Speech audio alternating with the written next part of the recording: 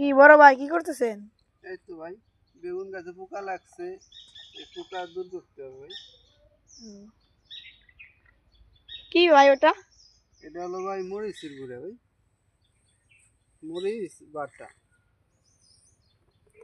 আর এইটা ভাই হলো নিমের গুঁড়া বাটা। এই নিম ফল আছে, এগুলো বাইটটা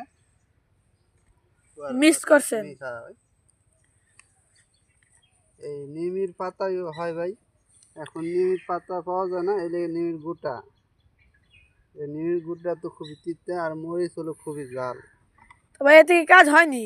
জি ভাই, 100%। এটা ঘরোয়াভাবে সবজির পোকা দমন করার একটা সহজ পদ্ধতি। যেরকম ভাই, আমি যদি কীটনাশক ব্যবহার করি, দেখা গেল আমার মা বা বোন বেগুন ছিঁড়ে রান্না করলো, তখন কীটনাশক তো ক্ষতিকর জিনিস, খাইয়ে আমরা অসুস্থ হয়ে গেলাম। এই কারণে মরিচ বাটা আর নিমের গোটা বা নিমের পাতা যদি আপনারা এরকমভাবে মিক্স করে বেগুন গাছে স্প্রে করা পারেন,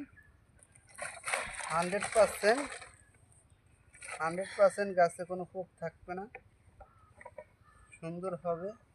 আপনি আপনিও যদি ইচ্ছা করেন করতে পারেন, কারণ এটা প্রাকৃতিক, পরিবেশের কোনো ক্ষতি হয় না, মানুষেরও কোনো ক্ষতি হয় না, পোকাও মারা যায় না। পোকা কিন্তু চলে যাবে, সম্পূর্ণ মারা যাবে না, কারণ এটা তো বিষ না।